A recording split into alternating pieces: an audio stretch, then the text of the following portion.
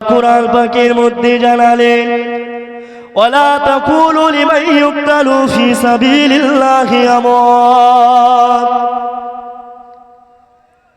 এ নজওয়ানিরা, আল্লাহ পাক বললেন ওরে আমার বান্দা বান্দীরা, আমি আল্লাহ পাক জানিয়ে দিলাম ওয়ালা তাকুলু লিমান ইউকতালু ফি সাবিলিল্লাহি আমওয়াত।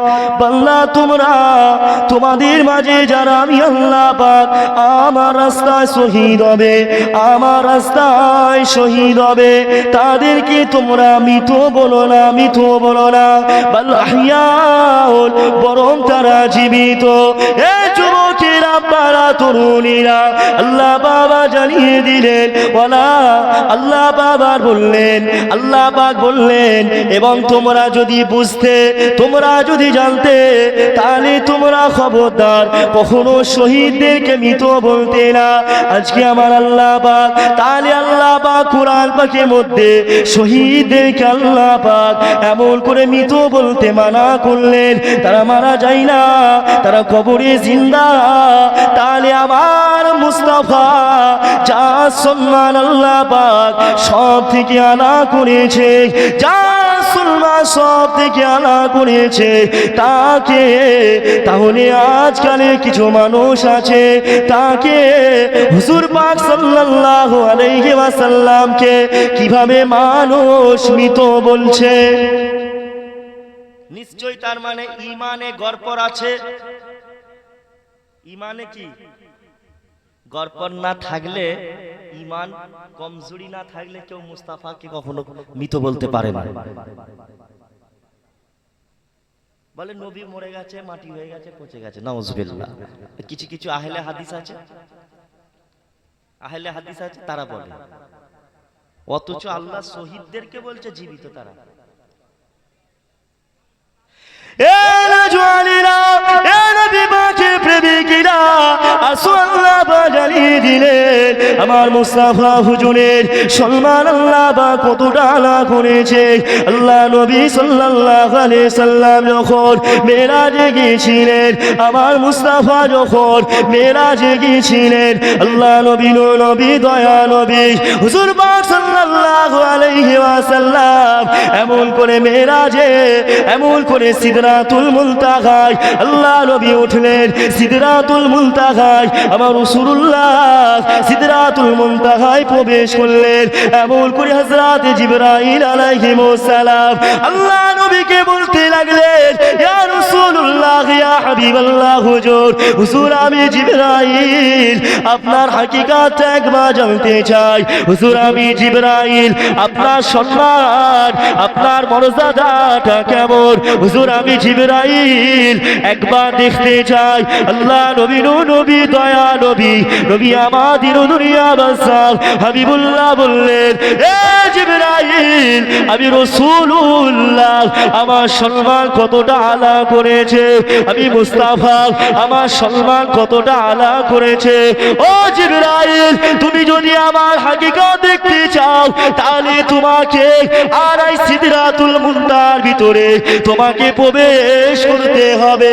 এ জিবরাইল, তুমি সিদরাতুল মুনতাহার ভিতরে আসো। সিদরাতুল মুনতাহার বাইরে কেন দাঁড়িয়ে আছো? হযরতে জিবরাইল আলাইহিস সালাম ওই সময় আমার রাসূলুল্লাহকে বলতে লাগলেন, ইয়া রাসূলুল্লাহ, ইয়া হাবিবাল্লাহ, হুজুর, হুজুর আমি জিবরাইল যদি আর একটা কদম সামনের দিকে আগাই, আমি জিবরাইল যদি সিদরাতুল মুনতাহার দিকে আমি যদি পাটা বাড়াই, আমি সিদরাতুল মুনতাহায় যদি প্রবেশ করতে চাই, তাহলে আমি জিবরাইল পুরে সরকার হয়ে যাব। কেন আল্লাহ পাক প্রতিটা ফেরেশতাদের হুকুম করে দিয়েছে, এ আমার ফেরেশতারা, তোমরা সিদরাতুল মুনতাহা, সিদরাতুল মুনতাহার ভেতরে প্রবেশ করতে পারবে না।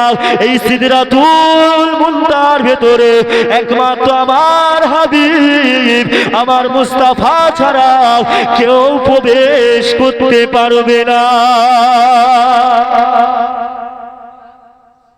জিবরাইল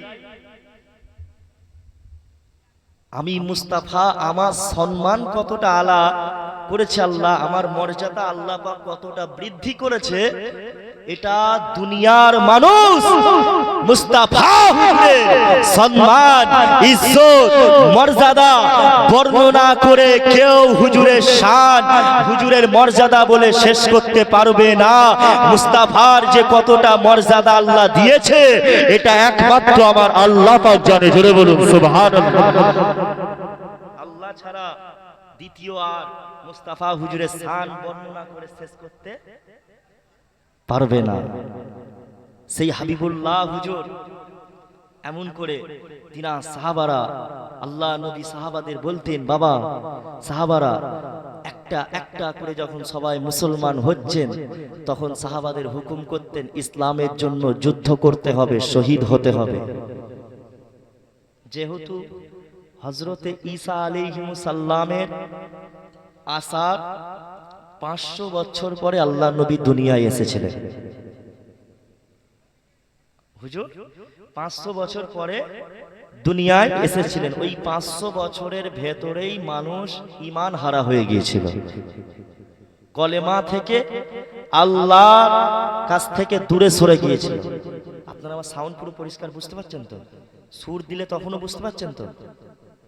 ঠিক আছে। যারা রাস্তায় এদিক ওদিক ঘোরাফেরা করছেন বা বাড়ির মধ্যে আছেন, সবাইকে অনুরোধ করব সবাই চলে আসেন, সকলে চলে আসেন।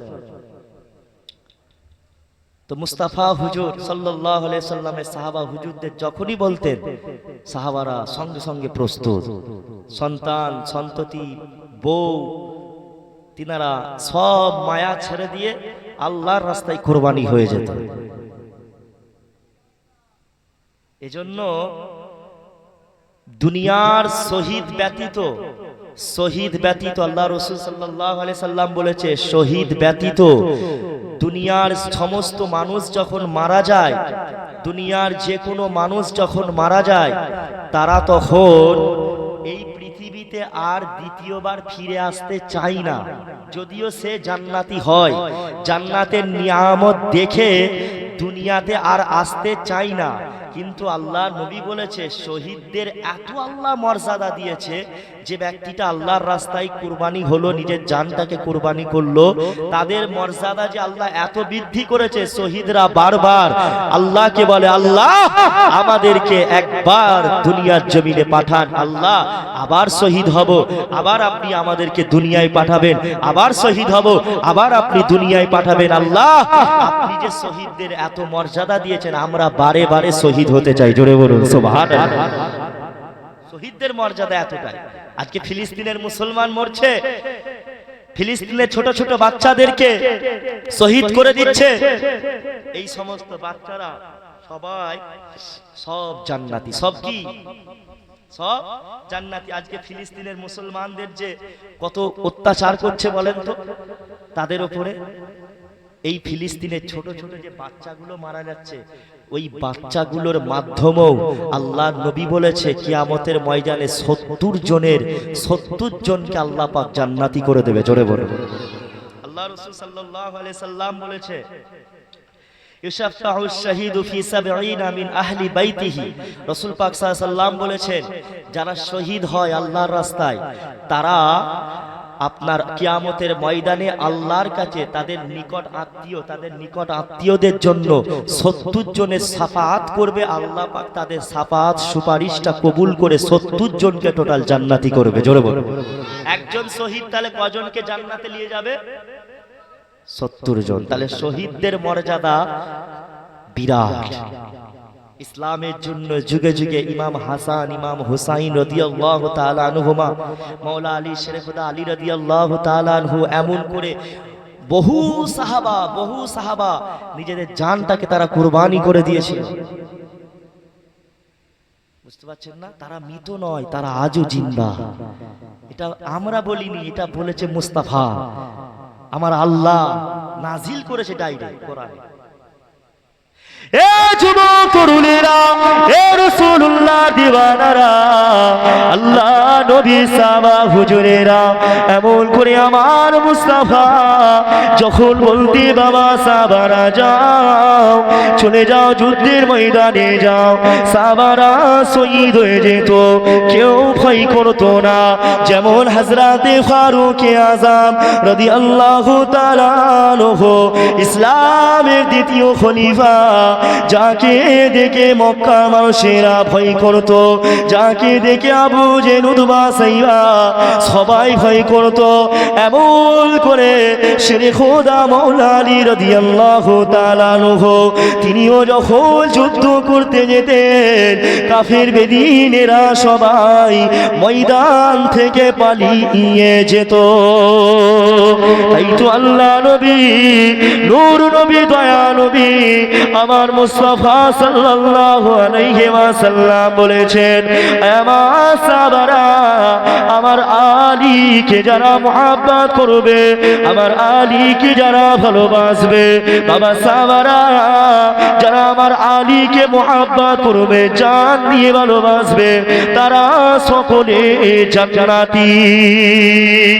এ যুবক তরুণেরা, এমন করে আল্লাহ নবী সাহাবা হুজুরেরা মসজিদে নববী শরীফে আল্লাহ নবী সাহাবারা এমন করে মদিনা শরীফে মক্কা শরীফে যখন থাকতো, যখন ইসলামের জন্য কলেমা ছায়া তলে আসতো, মানুষ আল্লাহ নবীর উপরে কলেমা পড়তো, তখন সাহাবা হুজুরেরা আব্দুল্লাহ ইবনে মাসউদ রাদিয়াল্লাহু তাআলা আনহু, হযরতে আনাস রাদিয়াল্লাহু তাআলা আনহু, এমন করে আবু হুরায়রা রাদিয়াল্লাহু তাআলা আনহু হুজুরেরা তিনারা মুনাফিক কিভাবে চিনতেন। একজন মানুষ আমার মুস্তাফা হুজুরের হাতে হাত দিয়ে যে ইসলাম গ্রহণ করলো, আর ওই মানুষটা ইসলামের জন্য শহীদ হবে, এর কি গ্যারান্টি আছে? ওই মানুষটা আমার মুস্তাফা হুজুরকে যে ভালোবাসবে, আল্লাহকে যে বিশ্বাস করবে, এটা কিভাবে বুঝবে? সাহাবা হুজুরেরা তিনারা বলতেন, যার অন্তরে যে সমস্ত মানুষের অন্তরে হযরতে আলী রাদিয়াল্লাহু তাআলা আনহুর প্রতি ঘৃণা থাকতো, হযরতে আলী রাদিয়াল্লাহু আনহুকে যারা ভালোবাসতো না, তারা হলো মুনাফিক। এভাবেই নবী পাকের সাহাবা হুজুরেরা মুনাফিক নির্ণয় করতেন, মুনাফিক চিনতেন। যারা আলী রাদিয়াল্লাহু আনহুকে ঘৃণা করবে তারা মুনাফিক। এ যুবকেরা, আর যারা আলী রাদিয়াল্লাহু তাআলা আনহুকে ভালোবাসো, তারা হলো প্রকৃত মুমিন বান্দা।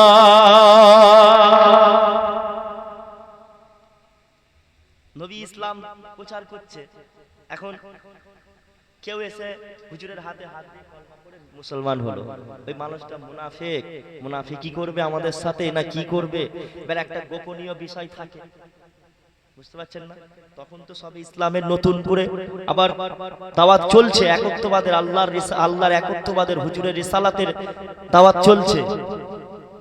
কিছু কিছু একটা একটা করে মানুষ মুসলমান হচ্ছে, কেউ তো গাদ্দারিও করতে পারে। মুনাফিক কি এখন নেই? এখনো মুনাফিক আছে, তখনও ছিল, এখনো মুনাফিক আছে। আর মুনাফিকদের জন্যই ইসলামটা সব থেকে বড় ক্ষতি হয়েছে, মুনাফিকদের জন্য। আর এখনো মুনাফিকদের মুসলমানদের জন্যই ইসলামের সব থেকে বড় ক্ষতি হচ্ছে। মুখে মুসলমান, নামে মুসলমান, অন্তরের ভেতরে আবার সব কত কি ঢুকিয়ে রেখেছে, শিরকি, বেদাতি, কুফরি, কত কি জিনিস ঢুকিয়ে রেখেছে, বুঝতে পারছেন না? তখন রাসূল পাক সাল্লাল্লাহু আলাইহি সাল্লামের সাহাবা হুজুরেরা বলছে, আল্লাহ নবী বলছে, আমি এই হাদিসগুলো আজকেই পড়ছিলাম, মাওলা আলী রাদিয়াল্লাহু তাআলা আনহুকে এতটাই ভালোবাসতো, এতটা ভালোবাসতো যে হযরতে আল্লাহ নবী শেরে খোদা আলী রাদিয়াল্লাহু তাআলা আনহুকে এত পরিমাণে ভালোবাসতেন, আবু বকর রাদিয়াল্লাহু তাআলা আনহু, হযরতে ওমর ফারুক রাদিয়াল্লাহু তাআলা আনহু, ইনারাও প্রস্তাব দিয়েছিল আল্লাহ নবীকে, আল্লাহ রাসূলকে প্রস্তাব দিয়েছিল ফাতেমা রাদিয়াল্লাহু তাআলা আনহাকে বিবাহের জন্য।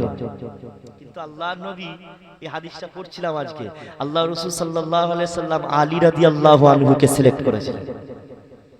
বুঝতে পারছেন না যে এতটাই তিনিও ভালোবাসতেন।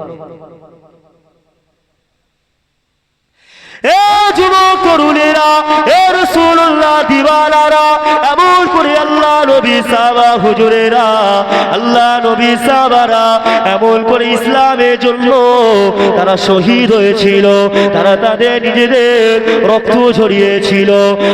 আজ মুসলমান আমাদের উপরে অত্যাচার হচ্ছে। আজ মুসলমানের ভারতবর্ষের দিকে বলেন, এমন করে ফিলিস্তিনের, এমন করে সারা বিশ্বে জমিনেতে আপনি আমি যদি দেখতে পাই মুসলমানদের উপরে অত্যাচার হচ্ছে, তবে আল্লাহ ছাড় দিচ্ছে আল্লাহ পাক, কিন্তু আল্লাহ পাক ছেড়ে দেবে না। এ যুবকের আব্বারা, আল্লাহ পাক মায়ানমারকে ছাড় দিয়েছিল, কিন্তু আল্লাহ মায়ানমারের মানুষকে আমার আল্লাহ পাক ছেড়ে দেয়নি।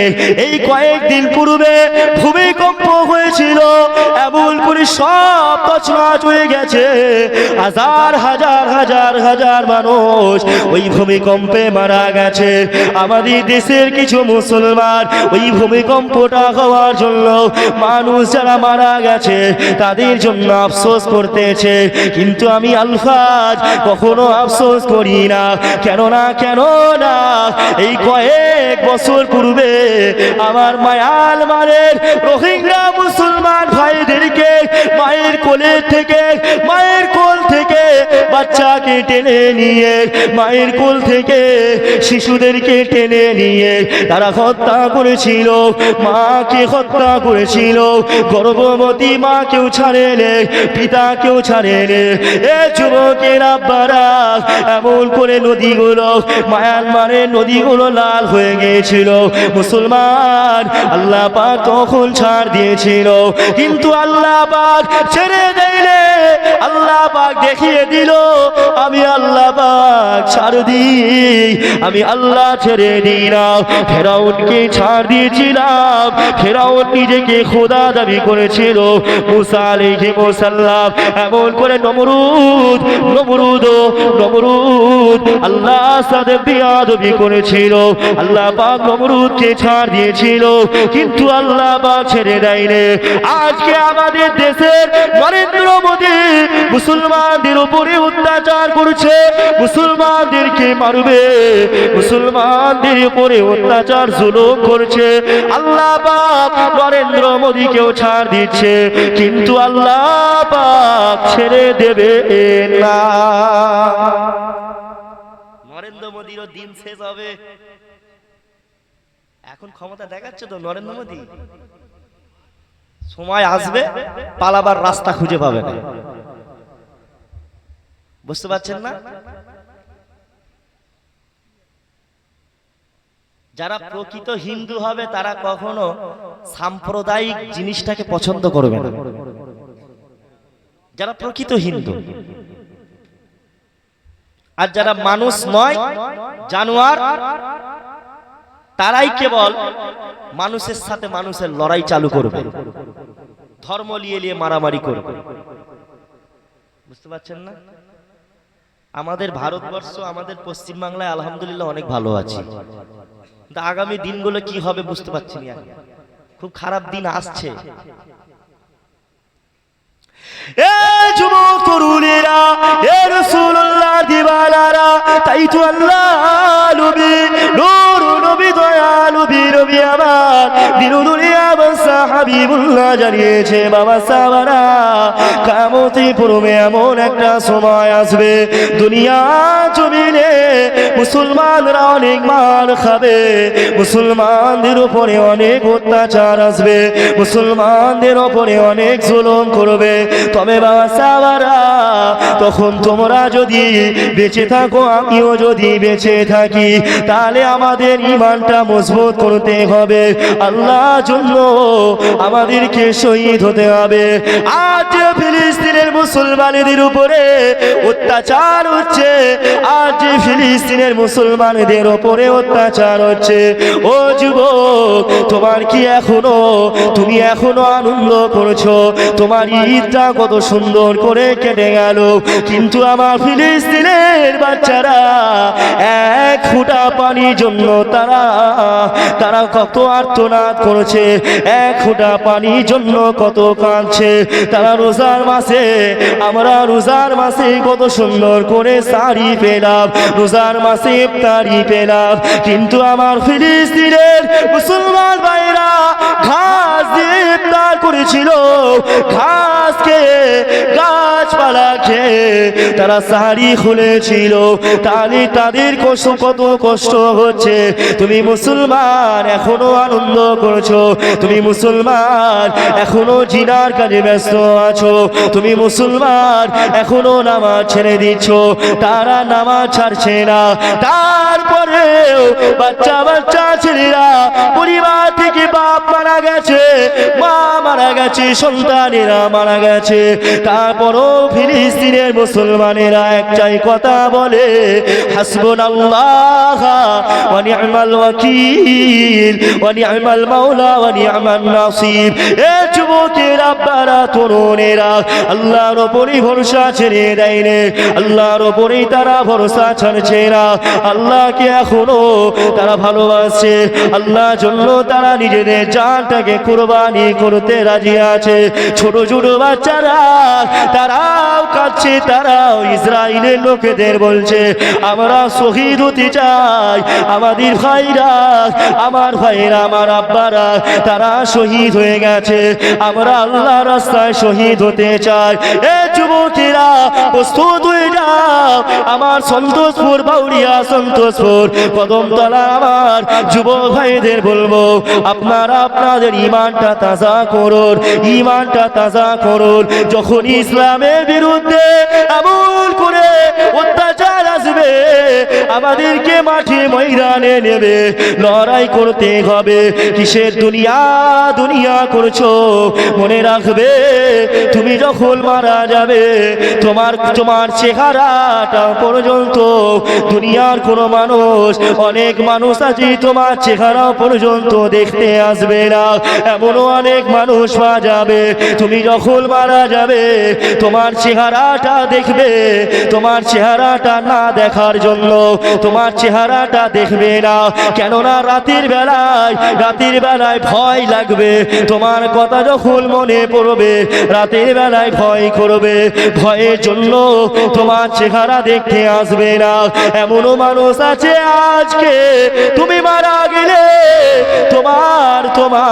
তুমি মারা গেলে এমন করে যদি তোমাকে দেখতে যায়, তাহলে রাতের বেলায় হয়তো এমনও মানুষ আছে যারা মনে মনে ভাবে, আমার গলা টিপবে, মনে হয় এই আমি ঘুমিয়ে আছি, মনে হয় আমার সামনে এসে দাঁড়াবে। জলিল ভাই মরে গেছে, বলে জলিল ভাই মনে হয় একটু পরে আবার এসে আমার গলা টিপলো রে। তার মানে বুঝা যাচ্ছে কি, দুনিয়ার মানুষ মরে গেলে তোমাকে ভয় করবে। আর যারা আল্লাহর রাস্তায় শহীদ হয়, আল্লাহ ওয়ালা হয়ে মারা যায়, দুনিয়ার মানুষ ভয় করা তো দূরের কথা, তাদেরকে ছোঁয়ার জন্য পাগল হয়ে যায়। জোরে বলুন সুবহানাল্লাহ। তাদের এক মুহূর্ত চেহারা মুবারকটা দেখার জন্য মানুষ পাগল হয়ে যায়। যারা আল্লাহ ওয়ালা হয়, যারা শহীদ হয়, বুঝতে পারছেন না? আমাদেরকে সেই রকম হতে হবে। যেই মানুষটা মারা গেলেই তাড়াতাড়ি করে মাটি দিয়ে চলে আসবে, তা কিসের দুনিয়া? আমি আলফাজ কথা বলছি, 1 সেকেন্ড কথা বলতে পারবো আর গ্যারান্টি নেই, আপনারা বাড়ি ফিরে যাবেন গ্যারান্টি নেই। তাহলে আমাদের কি করতে হবে? আল্লাহর রাস্তায় আমাদেরকে জীবনটাকে কুরবানি করতে হবে। সব কিছু আল্লাহ পাক আপনাকে আমাকে পরীক্ষার জন্য পাঠিয়েছিল। যেমন সাহাবারা তখন লড়াই করেছিল, হুজুরেরা লড়াই করেছিল, এখনো সেই জুলুম অত্যাচার চলছে, আরো খারাপ পরিস্থিতি আসবে। আল্লাহ নবী বলেছে, এমন একটা সময় আসবে মুসলমান পৃথিবী থেকে দেখা যাবে 100%-এর মধ্যে 70%, শুধু মুসলমান নয়, 70% মানুষ মারামারি করে সব মারা যাবে, 30% মানুষ বেঁচে থাকবে। বুঝতে পারছেন না? এই যে ওয়াকফ সম্পত্তিটা নিয়েছে, দেখা যাবে গোটা ভারতবর্ষ জুড়ে আমাদের প্রতিবাদ হচ্ছে বা আগামী দিনে আরো জোরদার হবে, আরো জোরদার হবে। তখন দেখা যাবে আপনার গোটা ভারতবর্ষের জমিনে একটা রাইট সৃষ্টি হবে, দাঙ্গা সৃষ্টি হবে হিন্দু মুসলমানের, যেটা নরেন্দ্র মোদী বহুত দিন থেকে প্ল্যান করে করে আসছে, করিয়ে আসছে, তাই না? এমন একটা সময় আসবে পাশের পাড়া থেকে তুমি যেতে পারবে না, ওই পাড়ার মানুষ এই পাড়ায় আসতে পারবে না। তবে আমাদের মধ্যে মিল মোহাব্বত রাখতে হবে। মোরা এক বৃন্তে দুইটি কুসুম, হিন্দু মুসলমান, মুসলিম তার নয়নমণি, হিন্দু তাহার প্রাণ। আল্লাহর কুরআন, লাকুম দীনুকুম ওয়ালিয়া দিন, তুমি তোমার ধর্ম পালন করো, আমি আমার ধর্ম পালন করি, যে যার ধর্ম যে যার পালন করো, কেউ কাউকে আঘাত করব না, কেউ কাউকে কষ্ট দেব না। যেমন নবী পাক সাল্লাল্লাহু আলাইহি ওয়াসাল্লাম একটা কাফেরের সাথেও আল্লাহর নবী কোনোদিন খারাপ আচরণ করেন, কোন কাফেরের সাথেও খারাপ আচরণ করেন। আল্লাহ রাসূল সাল্লাল্লাহু আলাইহি ওয়াসাল্লাম আগে বেরিয়েও কোন কাফের, কোন ইহুদিকে আল্লাহর নবী আগে বেরিয়েও মারেনি, যতক্ষণ না নবী পাক সাল্লাল্লাহু আলাইহি ওয়াসাল্লামকে মেরেছে। তারপরেও নবী পাক সাল্লাল্লাহু আলাইহি ওয়াসাল্লাম যখন যুদ্ধ করতেন, হুজুর যখন যুদ্ধ করতেন, আগে বেরিয়ে কখনো তিনি লড়াই করতেন না, তলোয়ার চালাতেন না।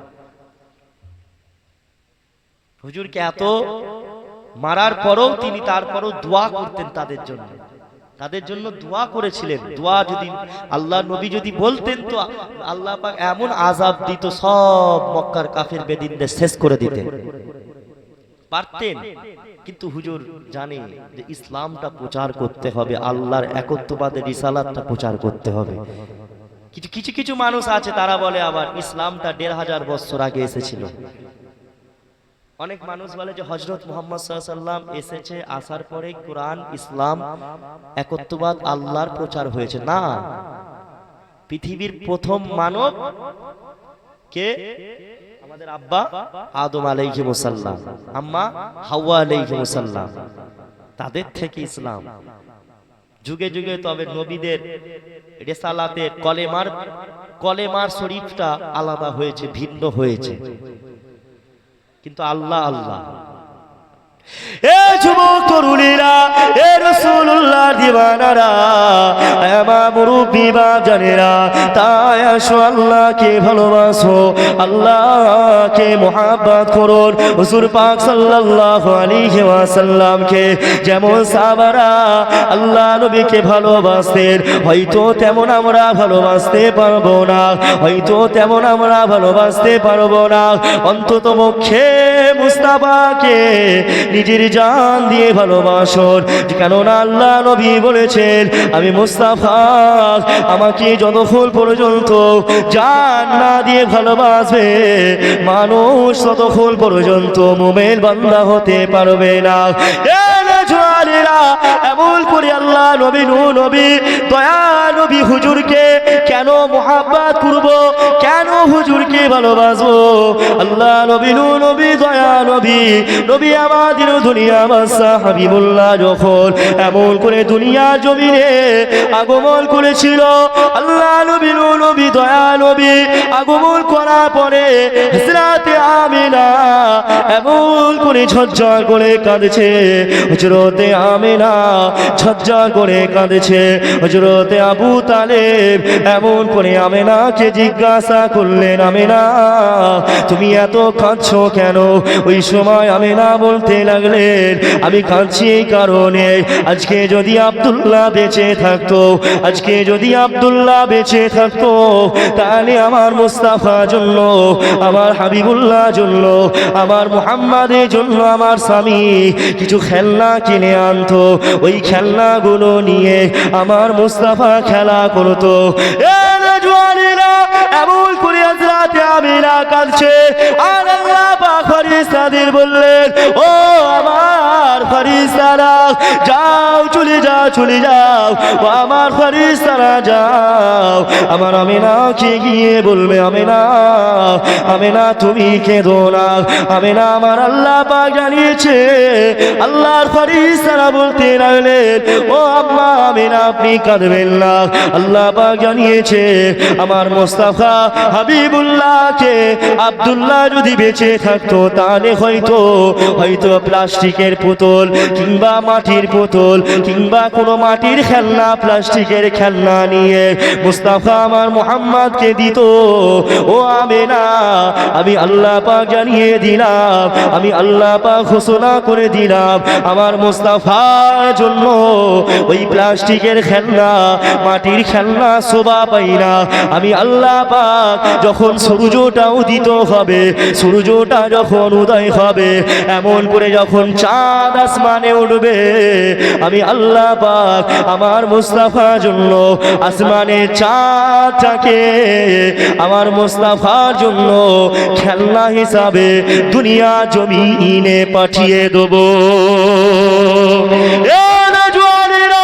এমন করে হযরতে আবু তালেব আল্লাহ নবী নূর নবী দয়াল নবী নবী আমার দিন দুনিয়া বাদশা হাবিবুল্লাহকে নিয়ে হযরতে আবু তালেব বসে আছেন কোলে করে নিয়ে বসে আছেন বিকাল বেলায় এমন করে আবু তালেব যখন দেখলেন সন্ধ্যা আস্তে আস্তে গড়িয়ে আসতে লাগলো যখন সন্ধ্যা নামছে আসমান থেকে কুদরতি ভাবে চাঁদ আস্তে আস্তে নামছে আসমানের চাঁদ আস্তে আস্তে নামতে নামতে আমার মুস্তাফার মাথার কাছাকাছি চলে আসলো হযরতে আবু তালেব মনে মনে চিন্তা করতে লাগলেন আবু তালেব ভাবতে লাগলেন হয়তো আমার মুহাম্মাদের চাঁদটা আমার মুস্তাফার মাথার উপরে পড়ে যাবে কিন্তু না না যখন চাঁদটা আমল করে আমিনার আমার মুস্তাফার মাথার কাছে আসলো আর আমার মুস্তাফার মাথার কাছে এসে চাঁদটার নিকটবর্তী হলো আমার মুস্তাফা আমার মুহাম্মদ ওই চাঁদের উপরে হাত দিয়ে ওই চাঁদের সাথে খেলা করছে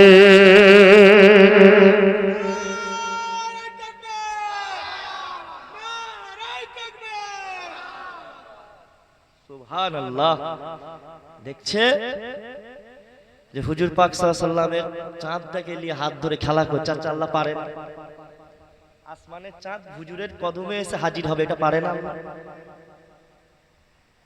যেই আল্লাহ এক ফোঁটা নাপাক পানি দিয়ে একটা সন্তান জন্মগ্রহণ করতে পারে সৃষ্টি করতে পারে যেই আল্লাহ বিনা খুঁটিতে এত বিরাট আকাশ আসমানটাকে বিনা খুঁটিতে রাখতে পারে তো সেই আল্লাহ মুস্তাফার কদমে চাঁদ হাজির করতে পারে না সবই তো হুজুরের জন্য সব তো হুজুরের জন্য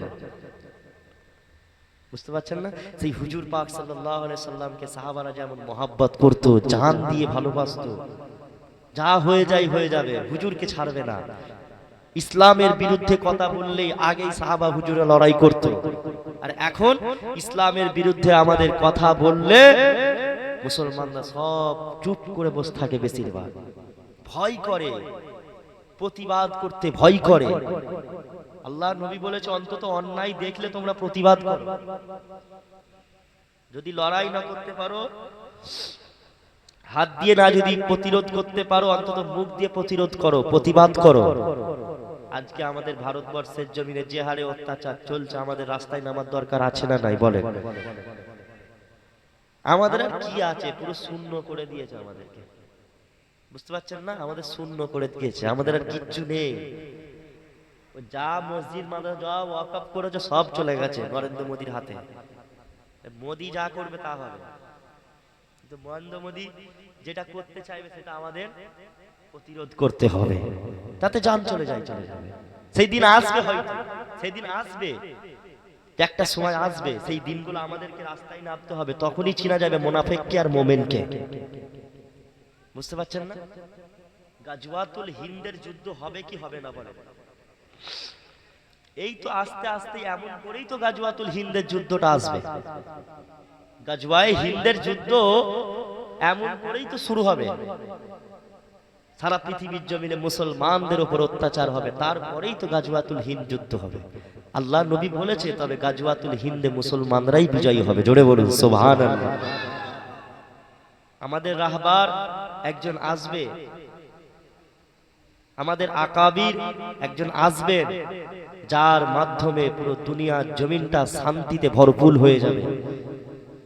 যিনি 7 বৎসর খেলাফত করবেন, রাজত্ব করবেন, যার নাম হবে হুজুর পাক সাল্লাল্লাহু আলাইহি সাল্লামের নামে, যার পিতার নাম হবে হুজুর পাক সাল্লাল্লাহু আলাইহি সাল্লামের পিতার নামে, যিনি সাইয়্যিদাতুন নিসা হযরতে খাতুনে জান্নাত ফাতেমাতুজ জোহরা রাদিয়াল্লাহু তাআলা আনহার বংশে জন্মগ্রহণ করবেন, আসবে।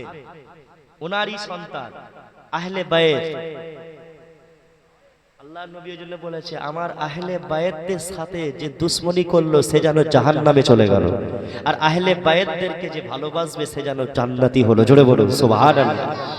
আহলে বায়েতদেরকেও মোহাব্বত করলে, জান দিয়ে ভালোবাসলে, তাদের মাধ্যমেও আপনি নাজাত পেয়ে যাবেন। জোরে বলুন সুবহানাল্লাহ। ইরানের দিকে তাকান। গোটা বিশ্ব এখন, গোটা বিশ্ব, সৌদি আরব, আরো যত মুসলমান কান্ট্রি গুলো আছে, কেউ কি ফিলিস্তিনের পক্ষে লড়াই করছে? ইসরায়েলের বিরুদ্ধে কেউ লড়াই করছে? বলে লড়াই করছে? কাকে দেখতে পাচ্ছেন? কোন দেশটাকে?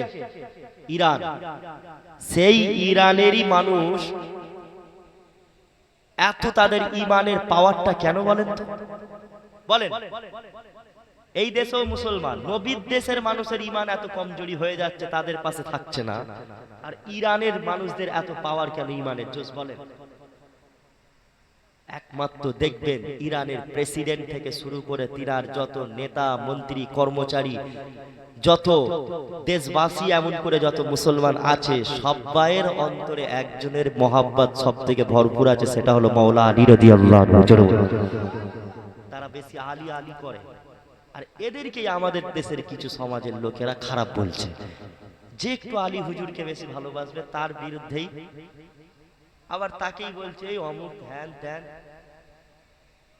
বুঝতে পারছেন না? তাদের অন্তরে, কারণ আলী রাদিয়াল্লাহু তাআলা আনহুর তিনি যে, তিনার যা ক্ষমতা পাওয়ার, তিনার যে ইমানের তেজটা ছিল, সেই সব জিনিসগুলো পড়েই তো এই সব মানুষদের ইমানের পাওয়ারটা বাড়ছে। বুঝতে পারছেন না? আর এরাই আগে ইসলামের জন্য শহীদ হবে।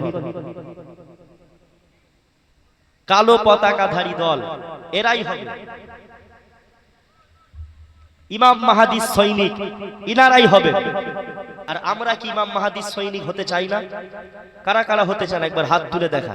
মাশাআল্লাহ, আল্লাহ পাক কবুল করেন। জোরে বলেন আল্লাহুম্মা। একবার তাকবীর দেন, প্রাণ ভরা ভালোবাসা নিয়ে, প্রাণ ভরা ভালোবাসা নিয়ে উচ্চ আওয়াজে মহব্বতের সাথে তাকবীর দেন। নারে তাকবীর, আরো জোরে নারে তাকবীর, নারে তাকবীর, নারে তাকবীর, নারে রিসালা, নারে রিসালা, লব্বাইক ইয়া রাসূলুল্লাহ, লব্বাইক ইয়া হাবিবাল্লাহ, লব্বাইক ইয়া রাসূলুল্লাহ, নারে তাকবীর। মাশাআল্লাহ। তাকবীর, ঈমান, আমাদের পাওয়ার বাড়াতে হবে। আমাদের নফসটা গুনাহ করে করে করে করে অন্তর কালো হয়ে গেছে, তাই না? অন্তর কালো হয়ে গেছে গুনাহ করে করে। নামাজ রোজা একটা মানুষ সারা দিনে কত ভালো কাজ করে, আমরা কত ভালো কাজ করি। আমরা যেভাবে যা ইবাদত বান্দেগি করি, আমরা মনে হয় কি আপনি আমি নাজাত পেয়ে যাব? সারা মাস রোজা রেখে, সারা মাস পুরো ফেরেশতা, বড় আল্লাহর ওলি, আর ঈদের দিন আসলেই শয়তান শুধু লাড়তে চায়, গুঁজা মারতে, চল বাউরিয়া মেলায় চল। বাউরিয়া মেলায় গিয়ে গার্লফ্রেন্ডকে নিয়ে গলায় হাত ধরে নাকদোলায় উঠে ঘুরঘুর ঘুরঘুর ঘুরঘুর করে ঘুরবি, খালি ডিস্কো ড্যান্সে উঠবি, খালি এদিক যাবি একবার, ওদিক যাবি একবার, ওদিক যাবি একবার। কি গো, বাউরিয়া মেলা হচ্ছে তো ঈদের দিন থেকে, গার্লফ্রেন্ডদেরকে নিয়ে হচ্ছে সব। কি হচ্ছে? জিনা হচ্ছে। কি হচ্ছে?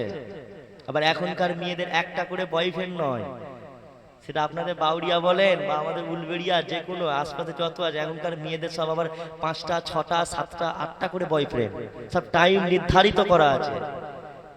অমুক টাইমে অমুক বাবু, তমুক টাইমে তমুক বাবু, কথা হবে, বুঝতে পারছেন না? সব ঠ্যাং খুলে নেবে ফেরেশতারা, কবরে যাও।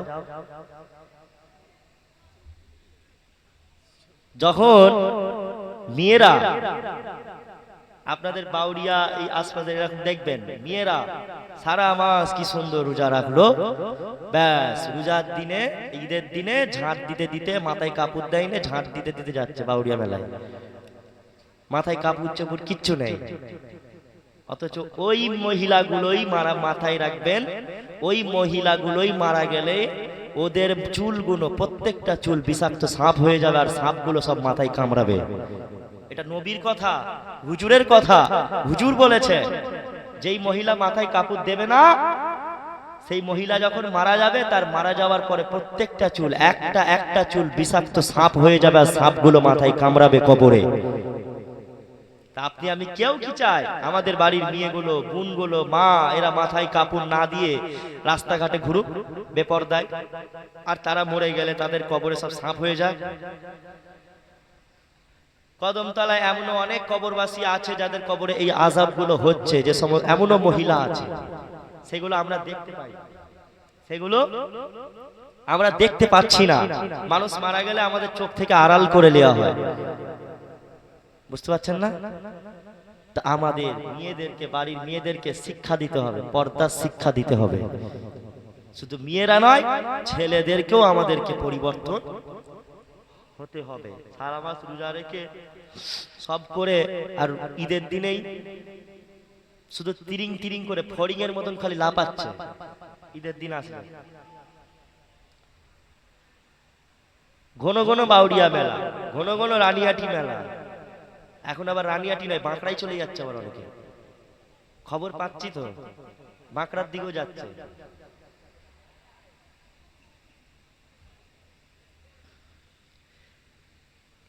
মা বোন নয়, এখন হয়ে গেছে মাল। মাল মহিলাদেরকে, মালটা কি সুন্দর রে, মালটার নাম্বার দিলে ভালো হয়। মাল হয়ে গেছে, বুঝতে পারছো না? ওর বোনকে যদি মাল বলা হয় তো কেমন লাগবে তোমার সামনে? একটা মহিলাকে আপনি মাল বলছেন, তার শরীরের বিষয়ে আপনি খারাপ চিন্তাধারা নিচ্ছেন, চিন্তা ভাবনা করছেন, মুখ দিয়ে বলছেন। যদি ওটা আপনার বোনকেই বলা হতো কেমন লাগতো? তোমার সামনে তোমার বোনকে যদি কেউ বলতো, তোমার সামনে তোমার ভাগ্নি, মামাতো বোন, ফুফুতো বোন, খালাতো বোন, তাদেরকে যদি বলতো ওইরকম করে, কেমন লাগতো? নিশ্চয়ই খারাপ লাগতো। তাহলে চোখের জেনা, হাতেরও জেনা, কানেরও জেনা, এই সমস্ত জিনিস আমরা করছি, এগুলো জেনা হচ্ছে, জেনার কাজ হচ্ছে। আর আল্লাহ নবী বলেছে, যে ব্যক্তি জেনা করলো সে তওবা যতক্ষণ না করছে আল্লাহ পাক ক্ষমা করবে না। বুঝতে পারছেন না? ভালোবাসা, প্রেম ভালোবাসা চলছে, গার্লফ্রেন্ডকে নিয়ে ঘোরাঘুরি চলছে, কিছুই মনে করেনি। এই জন্য নবী বলেছিল যে এমন একটা সময় আসবে জেনার কাজ রাস্তায় ওপেন হবে। আজকে হচ্ছে না? হচ্ছে না? জেনা ব্যভিচারী রাস্তায় ওপেন হবে। আর যারা জেনা করে, মাথায় রাখবেন, তাদের বাড়ি থেকে, সংসার থেকে রহমত, বরকত, টাকা পয়সায় বরকত সব উঠে যায়, রিজিক কম করে দেওয়া হয় যারা জেনার কাজে বেশি লিপ্ত হয়। যারা জেনা করে তাদের হায়াত কমে যায়, হায়াত কমে যায়। অতএব আমাদের বাড়ির ছেলেদেরকে আমরা যুবক ভাইয়ের আমাদের জেনার কাজ থেকে দূরে থাকতে হবে। কি ভালোবাসা, কি ভালোবাসা, ভালোবাসা করছো, বলে গার্লফ্রেন্ড খুব ভালোবাসি, জান দিয়ে দেবো, গার্লফ্রেন্ডের জন্য জান দিয়ে দেবো। দেখো তো ওইরকম কত এরকম ছেলে মেয়ে আছে ভালোবাসা করে বিয়ে করে সংসারে শান্তি নেই। মাথায় রাখবেন, যারা ভালোবাসা করে বিয়ে করে, প্রেম ভালোবাসা করে, তাদের মধ্যে গুরুত্ব থাকে না। বিবাহের পরে স্বামী স্ত্রীর মধ্যে যে গুরুত্ব থাকবে, একে অপরের প্রতি একটা ভালোবাসা থাকবে, সেই জিনিসটা থাকে না। দুজন দুজনকে তো আগে থাকতে চিনে রেখেছে, তুই কেমন আমি কেমন সে জানি। বইয়ের ওপরে কথা বলবো তো বউ চোখ বুলু করে দেবে, বুঝতে পারছেন না? আর আপনি যদি একটা দেখাশোনা করে বিয়ে করেন, এখানে একটা সম্মানও আছে, ইজ্জতও আছে, স্ত্রীর কাছেও ইজ্জত পাবেন, বা স্ত্রীকে ইজ্জত দিতে সম্মান দিতেও মন চাইবে। আর ভালোবাসা করে বিয়ে করবেন তো কিছুই মনে হবে না দুজন দুজনকে। এই জন্য যুবক ভাইয়েরা যারা প্রেম ভালোবাসায় লিপ্ত আছেন, আপনারা কন্টিনিউ জেনার কাজ করছেন। আর যদি মনে হয় তো ছাড়তে পারবো না, তো বিয়ে করে নাও। যদি মনে হয় তো ওকেই আমি ছাড়তে পারবো না, খুব ভালোবেসে ফেলেছি, তাহলে বিয়ে করে নাও, তুমি তোমার ঠেলা বুঝো। তুমি যদি ঠিকঠাক ভাবে চলতে পারো তো ভালো, জেনার কাজ থেকে তো দূরে হয়ে গেল, বুঝতে পারছেন না? এই জন্য মেয়েগুলো ভাইয়েরা আছে, যারা যুবক ভাইয়েরা, তোমাদের বোনেদের, চাচাতো বোনেদের যাদের কাছে হাতে ফোন আছে, তাদের ফোনগুলো চেক করবে, মাঝে মধ্যে চেক করে দেখবে। ইনস্টাগ্রাম যারা অনেকে চালায়, তাদের ইনস্টাগ্রাম গুলো চেক করে দেখবে, আমার বোনটা, আমার ফুফুতো বোন কি, আমার মামাতো বোন কি, আমার চাচাতো বোন কি করে। সব টিকটক বানায়, অনেকে টিকটক বানায়। কদমতলায় নেই মনে হয়, এই এলাকায় আছে টিকটক স্টার আছে না, ক্যাটরিনা কাইফ নিজেকে মনে করে, বুঝতে পারছেন না? যে সমস্ত মহিলারা টিকটক ভিডিও বা গান রিলস করে ছাড়েন দুটো লাইক পাওয়ার জন্য, দুটো কমেন্ট আসার জন্য, চেনা পরিচিত হওয়ার জন্য, আপনি যে এই যে বেপরদায়ী হয়ে যে ভিডিওটা ছাড়লেন, আপনাকে দেখে যে কটা মানুষ, যে কটা যুবক খারাপ ডিসিশন, খারাপ চিন্তা ভাবনা মাথায় আনবে, তাদেরও যেমন গুনাহ হবে, তাদের গুনার ভারটাও আপনার ঘাড়েতেও চাপবে। তাহলে অতএব আমাদের কর্তব্য হবে ওইসব টিকটক না করে, বুঝতে পারছেন না, করাটা উচিত হবে না। যারা করে তারা হচ্ছে বেহায়া, নির্লজ্জ, কানকাটা কুকুর যাকে বলা হয়। বারংবার বক্তারা, আলেম ওলামারা বলার পরও সবই জানি পর্দা করতে হবে, বেপর্দায় চলা হারাম, চলবে না। তারপরও ওই সমস্ত কাজে লিপ্ত আছে, তার মানে বুঝতে হবে কান কাটা কুত্তা, ছ্যাঁচড়া, বুঝতে পারছেন না? এই জন্য কদমতলায় বা বাউরিয়ার মধ্যে যারা এইসব টিকটক, ওইসব খারাপ জিনিসের মধ্যে ইনস্টাগ্রামে লিপ্ত থাকবে, ভিডিও করে ছাড়বে, বুঝে নেবেন ওই মেয়েগুলো হচ্ছে সব ছ্যাঁচড়া, কান কাটা কুত্তা, বেহায়া, নির্লজ্জ। ওদেরকে আল্লাহ হয় হেদায়েত করুক, না ওদের উপরে খোদার লানত বর্ষিত হোক। ওই একটা মহিলার জন্য হাজার হাজার যুবকদের মাথার চিন্তা ভাবনা খারাপ হচ্ছে। লজ্জা লাগে না? ছেড়ে দেন, মা বোনদেরকে হাত জোর করে সুন্দর করে বলছি, ওসব জিনিস ছেড়ে দেন। লোক খারাপ বলবে, সাদা জামায় রক্তের দাগ পড়লে সেই দাগটা তুলতে কষ্ট হবে, বুঝতে পারছেন না? সেই দাগ তুলতে কষ্ট হবে। মুসলমানের ছেলেরা, আমার যুবক ভাইদেরকে বলে দিয়ে যাব, আমার যুবক ভাইরা পরিবর্তন হয়ে যাও, মহিলাদের থেকে আলাদা হয়ে যাও। বেশি তোমরা এমন করে মহিলা, যদি তোমরা যুবক হয়ে যাও, যদি তোমাদের মনে হয় বিবাহ করতে মন চায়, তাহলে আব্বা মাকে বলো বিবাহ দিয়ে দাও। প্রতিটা আব্বা মাদের কর্তব্য হবে বিবাহ দিয়ে দেওয়ার। যদি আব্বা মা ছেলেটা বিয়ে না দেয়, ওই ছেলেটা যতদিন গুনাহ করবে ততদিন বাপ মায়ের আমল নামাও গুনাহ ঢুকবে। যদি বিয়ে না দেন তো আপনাকে ওই গুনাহ ভাগ নিতে হবে। বুঝতে পারছেন না? আপনার ছেলেটা তো বিগড়ে যাচ্ছে আপনার জন্য, তা বিয়ে দেবে না কেন? মেয়েদেরকেও বলবো ইয়ং হয়ে গেলে বিয়ে দিয়ে দেবেন, আর খুব তাড়াতাড়ি ফোন ফোন দিবেন না হাতে। ফোন ফোন যেসব মেয়ের হাতে পড়ে গেছে তো তার জীবন শেষ। ফোন হাতে পড়া মানে হয়ে গেল মেয়ে। আরে এখন তো সব ফ্রেন্ড আছে, বন্ধু ফ্রেন্ড, মেয়েদের সব ফ্রেন্ড আছে, ফ্রেন্ডে ফ্রেন্ডে কথা হয়, বন্ধু বন্ধু কথা হয়। কেউ যদি প্রেম ভালোবাসা করে, এটা ওটা করে, তখন আর একটা মেয়ের আর নজর পড়ে যায়, তার মনটা একটু খুঁতখুত করে, যদি আমার একটা বয়ফ্রেন্ড থাকতো খুব ভালো হতো।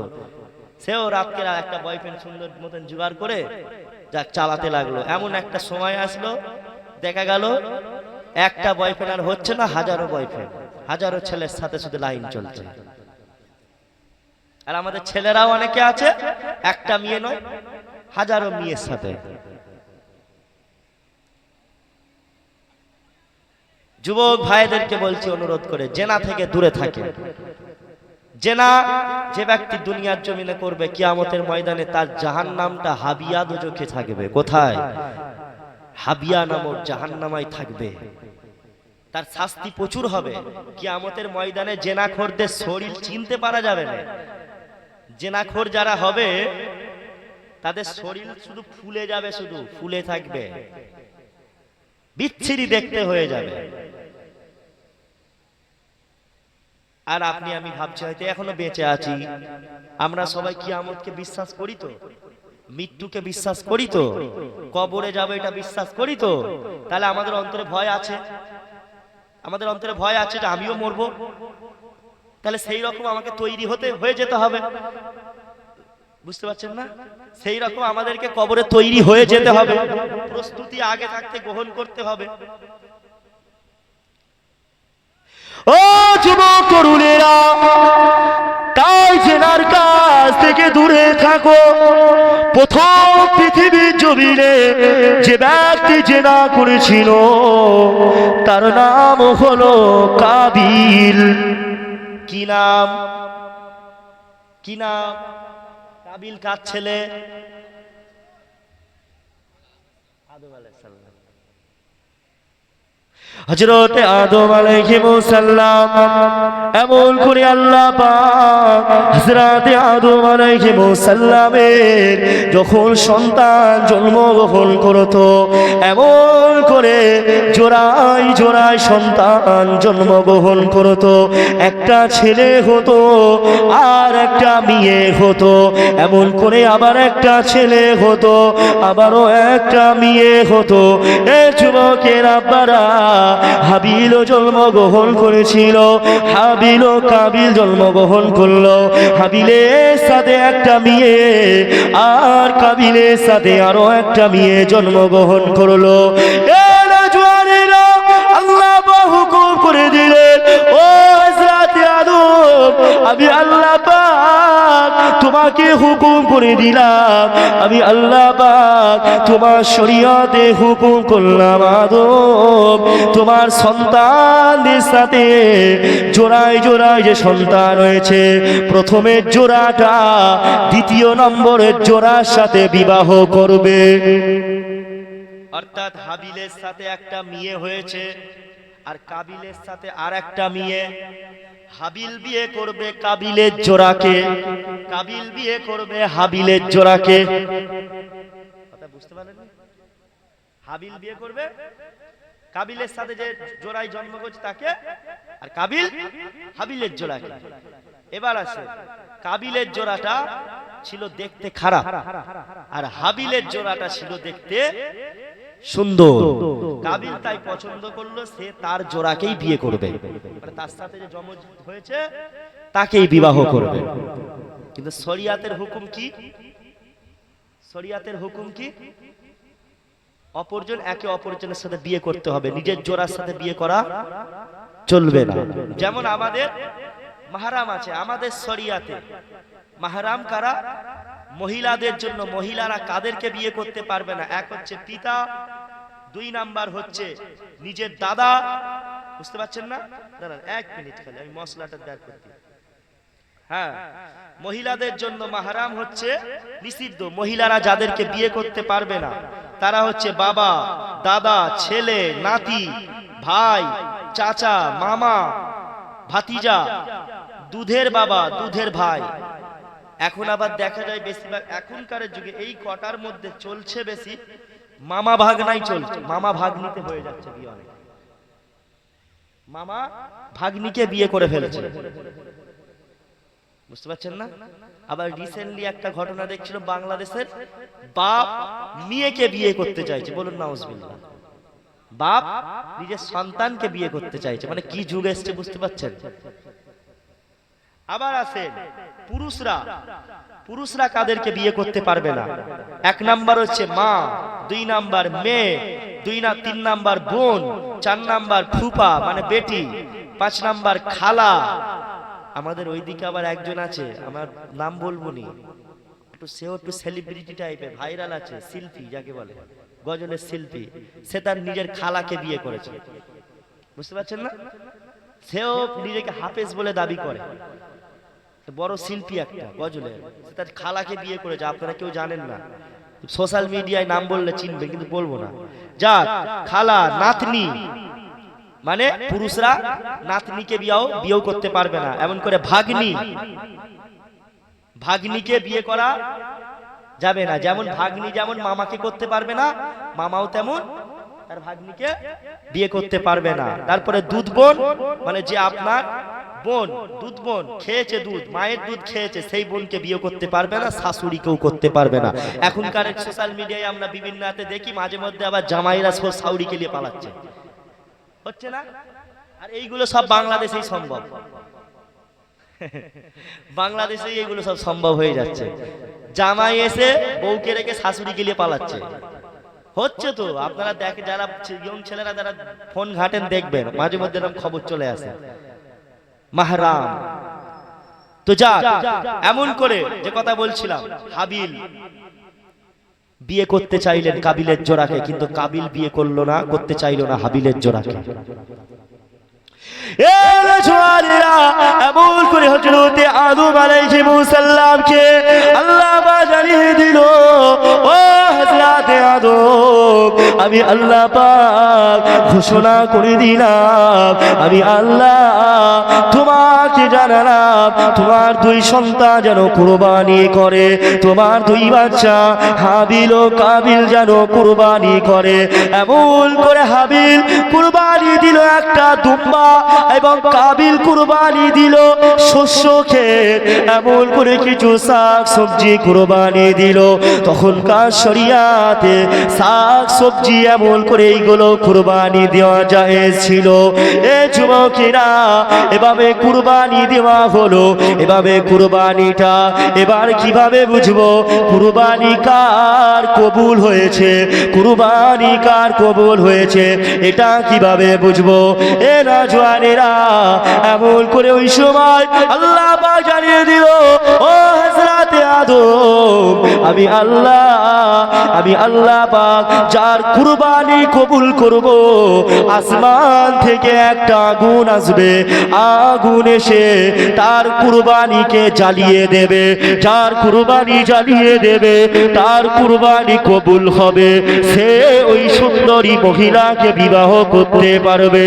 এমন করে হাবিলের কুরবানিটা আল্লাহ পাক আসমান থেকে আগুন পাঠালো, হাবিলের দুম্বাটা জ্বালিয়ে পুড়িয়ে ছারকার করে দিল। হাবিলের দুম্বা কবুল হয়ে গেল। হাবিলের কুরবানি কবুল হয়ে যাওয়ার পরে কাবিলের মনটা খারাপ হয়ে গেল, কাবিল অনেক রেগে গেল। কাবিলের মনে ইবলিস শয়তান ধোঁকা দিতে লাগলো। এমন করে কাবিল ওই সময় হাবিলকে হত্যা করার প্ল্যান করলো। পৃথিবীর ইতিহাসে সর্বপ্রথম যেই ব্যক্তিটা হত্যা করেছিল, মানব হত্যা করেছিল, মানুষ হত্যা করেছিল, তার নাম হলো হলো কাবিল। কাবিল তার ভাইকে হত্যা করতে গেল।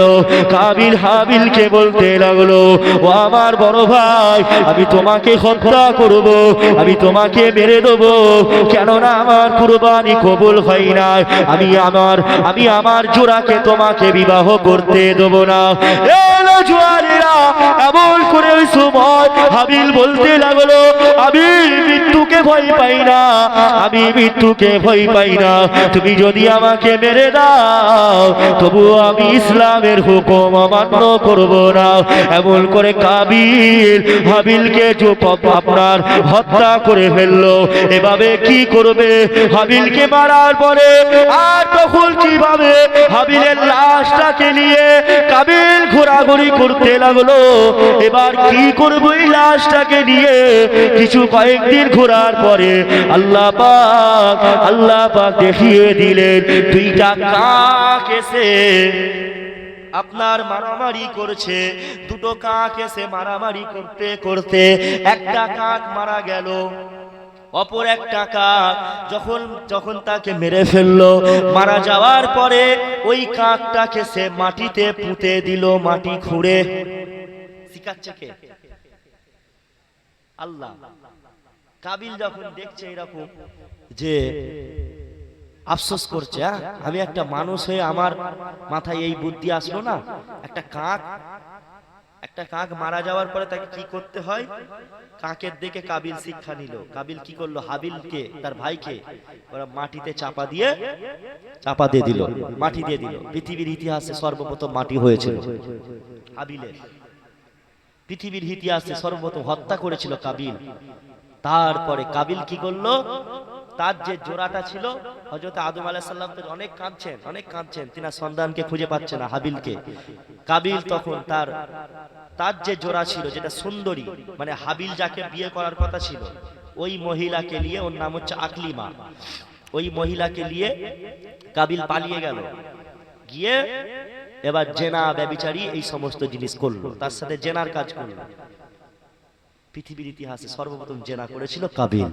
আল্লাহ পাক তাকে ধ্বংস করে দিয়েছে। বুঝতে পারছেন না? তাহলে আমাদের ছেলেদের, ইয়ংদের জেনার কাজ থেকে দূরে থাকার দরকার আছে না নাই? বলেন। আমাদেরকে জেনার কাজ থেকে দূরে থাকতে হবে। জেনা করলে অন্তর মরে যায়, অন্তর মরে যায়। এজন্য যারা বয়স হয়ে গেছে, যারা বৃদ্ধ হয়ে গেছে, ছেলে মেয়েদেরকে শিক্ষা দেবে। যুবক ভাইয়েরা, ভয় করো, আল্লাহকে ভয় করো, আল্লাহকে ভয় করো, ভয় করার মতন করো। মুখে শুধু বললে হবে না আমি আল্লাহকে ভয় করি। ভয় করার মতন করতে হবে, ভালোবাসার মতন বাঁচতে হবে, ভালোবাসার মতন বাঁচতে হবে, ভয় করার মতন করতে হবে। এটা আল্লাহর হুকুম। ইয়া আইয়ুহাল্লাযীনা আমানুত্তাকুল্লাহ, হে ঈমানদারেরা, আমি আল্লাহ, আমাকে ভয় করো, করার মতন করো। হাক্কা তুকাতিহি ওয়া লা তামুতুন্না ইল্লা ওয়া আনতুম মুসলিমুন, তোমরা মুসলমান অবস্থায় ছাড়া মৃত্যুবরণ করো না। আমাদের ঈমানটা, আমাদের ঈমানের দিকটা লক্ষ্য রাখতে হবে। মুসলমান অবস্থায় মানে কাফের হয়ে না যেন আমরা মৃত্যুবরণ করি, কাফের হয়ে না যেন আমরা মারা যাই, এই দিকটাও লক্ষ্য রাখতে হবে। একবার দরুদ শরীফ আল্লাহুম্মা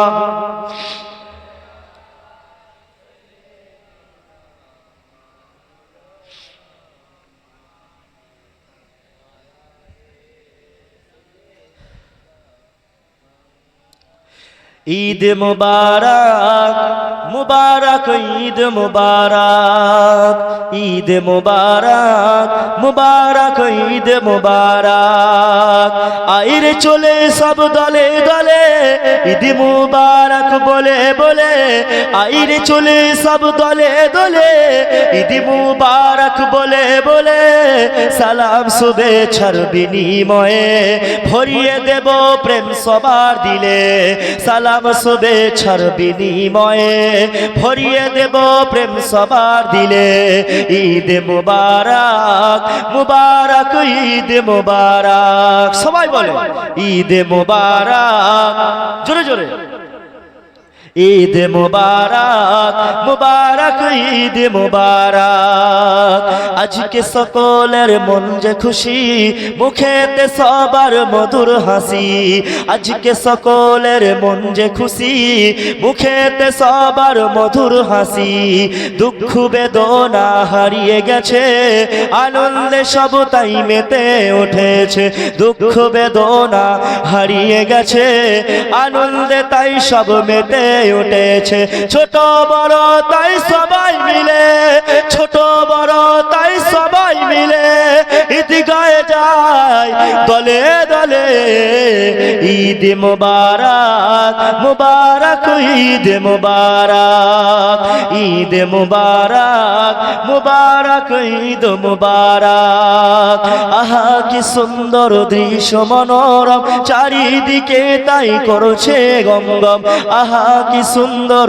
দৃশ্য মনোরম চারিদিকে তাই করছে গম গম নতুন সাজে সেজেছে ধরা সেই খুশিতে সব আত্মহারা নতুন সাজে সেজেছে ধরা সেই খুশিতে সব আত্মহারা একটি বছর পর পায় পুরস্কার একটি বছর পর পায় পুরস্কার নবীজির উম্মত হলে পরে ঈদ মুবারক মুবারক ঈদ মুবারক ঈদ মুবারক মুবারক ঈদ মুবারক আল্লাহুম্মা সাল্লি আলা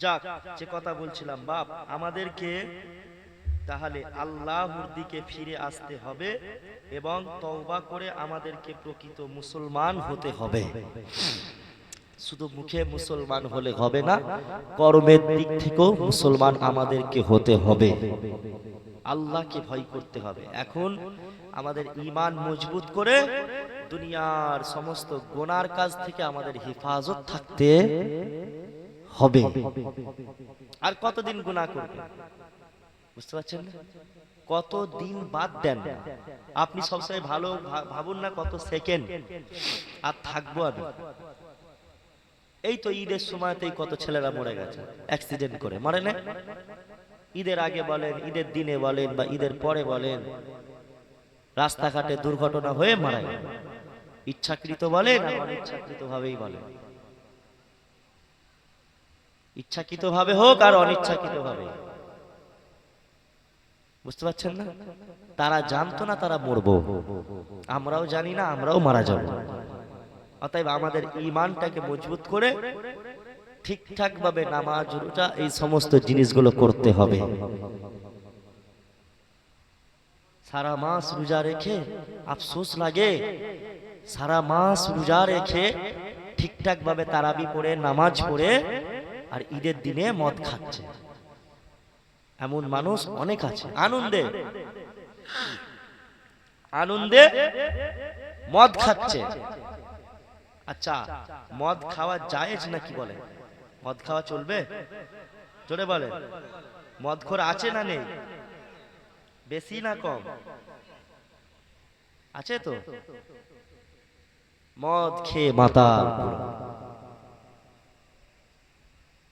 রাসূলুল্লাহ সাল্লাল্লাহু আলাইহি সাল্লাম এজন্য বলেছেন আল্লাহ রাসূল সাল্লাল্লাহু আলাইহি সাল্লাম বলেছেন যেই ব্যক্তি দুনিয়ার জমিনে মদ পান করলো যতক্ষণ না সে তওবা করে মাফ চায় যদিও সেই ব্যক্তি জান্নাতে প্রবেশ করুক না কেন যদিও সে জান্নাতে যায় তারপরও জান্নাতে যে মদ খাওয়ানো হবে ওই মদের নিয়ামত থেকে ওই মানুষটাকে বঞ্চিত করা হবে জান্নাতে মদ দেবে না আল্লাহ কথা বলে না আল্লাহ জান্নাতে মদ দেবে না হাই দেখো মদ দেবে তো জানেন না হ্যাঁ জান্নাতে আল্লাহ মদ দেবে যেই মদ খেলে পরে নেশা হবে না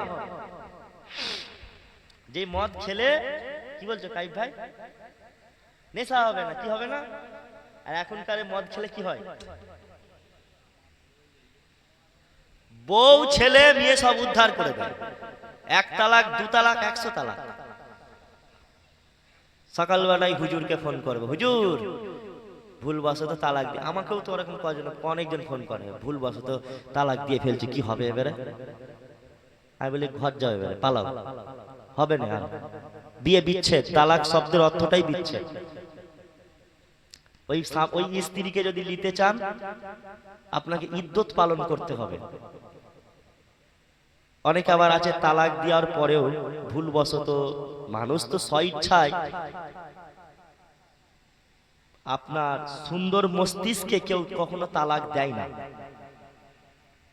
রাগান্বিত হয়ে আছে, মদ খেয়ে আছে, বা ভুলবশত তালাক দিয়ে ফেলে স্ত্রীদেরকে, 3 তালাক দিয়ে ফেলে, যেটার মাধ্যমে বিচ্ছেদ হয়ে যায়। কিন্তু তারপরে যদি আপনার আবার মন মাথা ঠিক হয়, যখন আপনার মনে হবে যে আমি আমার ওই বউটাকেই নেবো, তাহলে নিবেন কেমন করে? নিতে হবে কেমন করে? ইদ্যত পালন। ইদ্যতটা কি? ওই মহিলাকে আপনাকে আবার অন্য জায়গায় বিয়ে দিতে হবে, অন্য ছেলের সাথে বিবাহ দিয়ে সেই ছেলের সাথে আবার 3 মাস সংসার করবে। ক মাস? 3 মাস সেই ছেলের সাথে সংসার করবে। তারপরে আবার যদি সেই ছেলেটা ছেড়ে দেয় মেয়েটাকে, তখন আবার পুনরায় আপনি ওই মেয়েকে আবার বিয়ে করে সংসার করতে পারবেন। এখনকার কেউ ছেলেরা চাইবে এরকম করে বিয়ে করতে?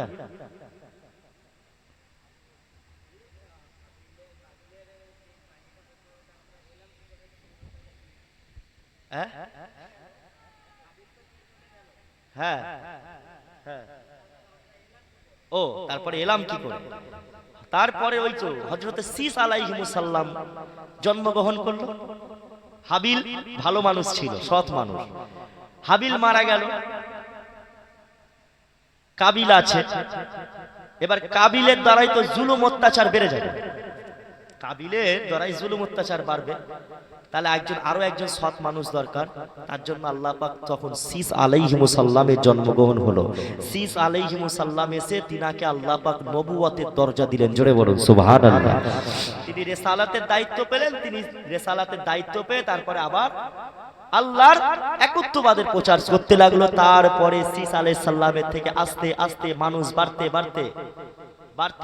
সন্তান হতে আজকে এত সন্তান। আমরা সব তাদের সন্তান।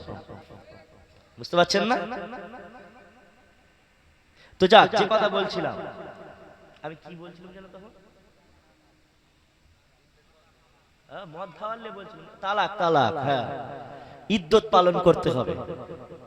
তাহলে বাপ এইসব তালাক এইসব জিনিস থেকে দূরে থাকবেন। স্ত্রীকে ভালোবাসুন, স্ত্রীকে বুঝুন, স্ত্রীকে মূল্যায়ন করতে শিখুন, স্ত্রীর সুখ দুঃখে থাকুন। আল্লাহ নবী কোনোদিন কোনো স্ত্রীর গায়ে হাত তুলতেন না। আর এখনকার ছেলেরা ফটাফট শুধু জুতোর বাড়ি চালাচ্ছে।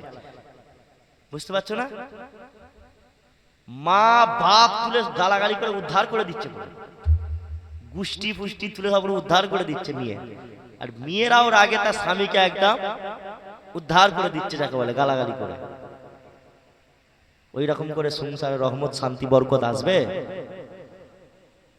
স্ত্রীর সাথে খারাপ আচরণ করা যাবে না। স্ত্রীকে ভালোবাসতে হবে, মহব্বত করতে হবে। স্ত্রীদের প্রত্যেকটা বউয়েদেরও কর্তব্য তার স্বামীকে ভালোবাসা, তার স্বামীর দুঃখ কষ্ট সেইগুলো মূল্যায়ন করতে শেখা, বুঝা। যদি স্ত্রীকে ভালোবাসতাম, যদি আজকে যাদের বিয়ে হয়ে গেছে অনেকে এমনও ছেলে পাওয়া যাবে বউ থাকতে ভাবিদের দিকে নজর, বউ থাকতে ভাবিদের দিকে নজর। স্ত্রী আছে আবার বৌদি করে, বৌদিদের সাথে আবার গার্লফ্রেন্ড, বৌদিদের সাথে ভালো ফেলছি, হিন্দু বৌদি। বুঝতে পারছেন না? বউ থাকতে ভাবিদের সাথে কত কি অনেকে ছেলেরা আছে কাজ করে ফেলে। অথচ আল্লাহ নবী বলেছে প্রত্যেকটা দেওর হলো ভাবিদের কাছে মৃত্যুর সম, মৃত্যুর সাথে তুলনা করেছে। যেমন মৃত্যু একটা ভয়ঙ্কর, ঠিক তেমন প্রত্যেকটা দেওররাও তার ভাবিদের কাছে ভয়ঙ্কর। অতএব ভাবি দেওরের সাথে এখন যে কুলাকুলি চলছে, কুলাকুলি চললে হবে না। নিজের স্ত্রীকে ভালোবাসতে হবে, নিজের বউকে ভালোবাসতে হবে, নিজের স্বামীকে মহাব্বত করতে হবে। অন্য কোনো ছেলের সাথে আর লটর ফটর করলে চলবে না। এখন ছেলেরা তো বাইরে চলে গেলে আবার অনেক মেয়েরাও আছে, সব বিগড়ে যায়, সব বিগড়ে যায়। অন্যান্য ছেলের সাথে প্রেম ভালোবাসা বলে 6 মাস 7 মাস আসে নে বাড়িতে, সে ছেলেটা বাইরে আছে কার জন্য? তোমার জন্যই তো আছে তো, নাকি? সংসারের দিকে মুখে চেয়ে তো আছে। এ যুবক তরুণেরা, তাই আমার কদম তলার বাপ ভাইদের বলে দিয়ে যাব, মহিলাদের আপনারা বোনেরা, আপনারা আপনাদের স্বামীদেরকে মহাব্বত করুন। কেননা আল্লাহ নবী, নবী দয়া নবী, নবী আমাদের দুনিয়া বাসা, আল্লাহ নবী জানিয়েছে বাবা সাবারা, যেই মহিলাটা তার স্বামীকে অখুশি রেখে মৃত্যুবরণ করে, যে মহিলাটা স্বামীর সাথে খারাপ আচরণ করে মৃত্যুবরণ করে, ওই মহিলাটা কখনো জান্নাতে যাবে না। তাহলে স্বামীর সাথে খারাপ আচরণ করে করা যাবে না, জান দিয়ে ভালোবাসতে হবে। নবী পাক সাল্লাল্লাহু আলাইহি ওয়াসাল্লাম স্ত্রীদেরকে কত মহব্বত করতেন। আয়েশা রাদিয়াল্লাহু তাআলা এক গ্লাসে পানি খেতেন, সেই গ্লাসে হুজুরও পানি খেতেন। জোরে বলুন। আর আমাদের বউ যদি যেই গ্লাসে পানি খাবে সেই গ্লাসে থুতু দিয়ে দেবে, স্বামী থুতু দিয়ে দেবে, নাহলে স্বামী যেই গ্লাসে পানি খাবে বউরা থুতু দিয়ে দেবে। কেন দেবে না? বিড়ি, সিগারেট, মদ, গেঁজা খোর আছে? কথা বলে না। মাশাআল্লাহ, অনেক অনেক দেখ গেঁজা করে, গেঁজা ফেজা খেলে সব চোখ ফোক লাল হয়ে যায়, দেখছি। হ্যাঁ, আমি জানতাম চোখ ব্লু হয়ে থাকে, গেঁজা খেলে আবার লাল হয়ে যায়। গেঁজা খোর যারা গেঁজা খায় তাদের তো শরীরের আর কিচ্ছু থাকে না, 12টা বেজে যায় পুরো। বুঝতে পারছো না?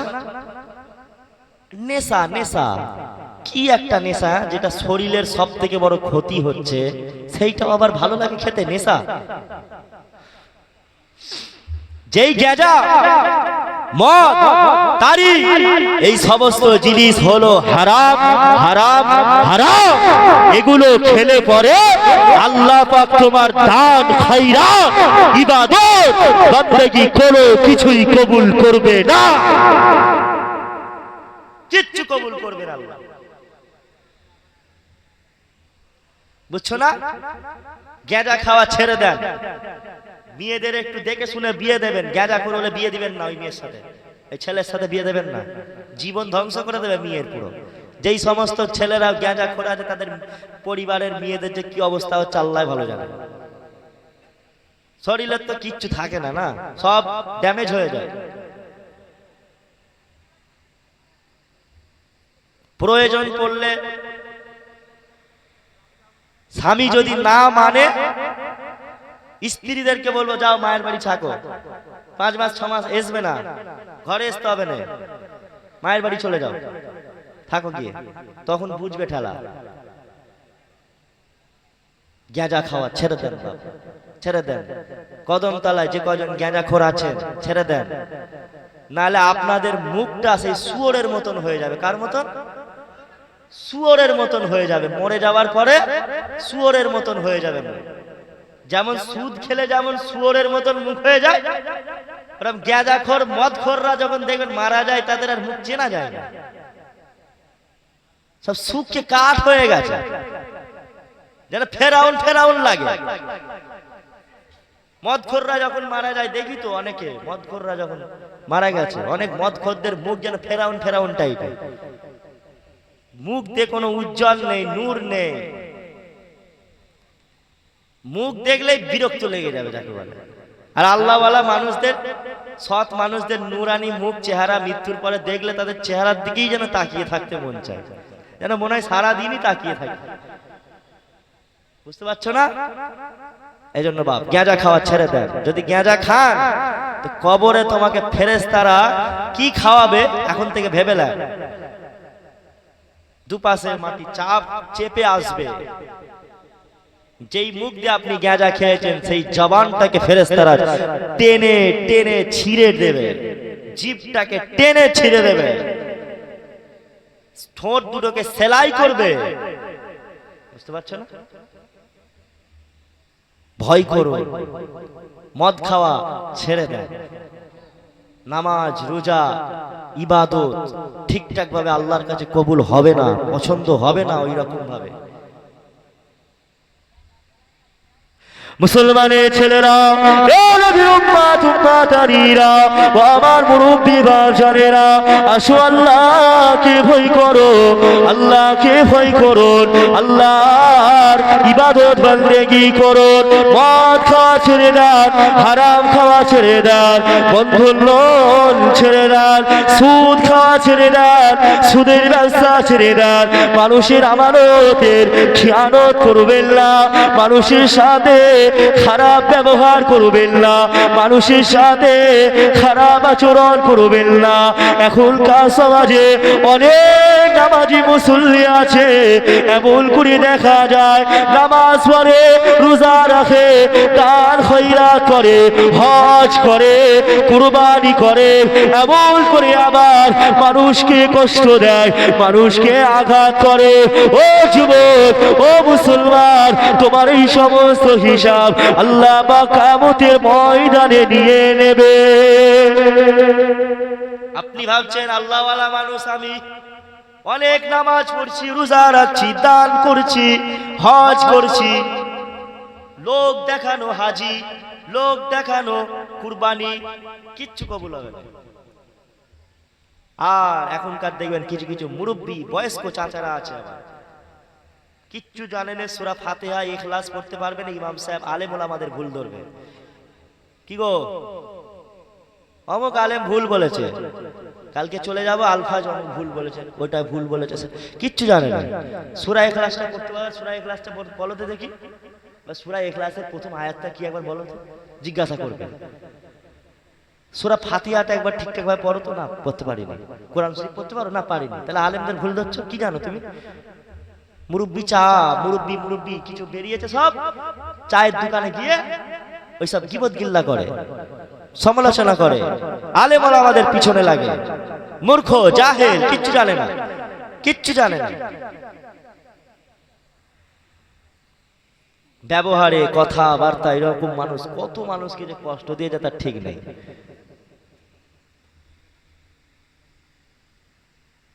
বুঝতে পারলো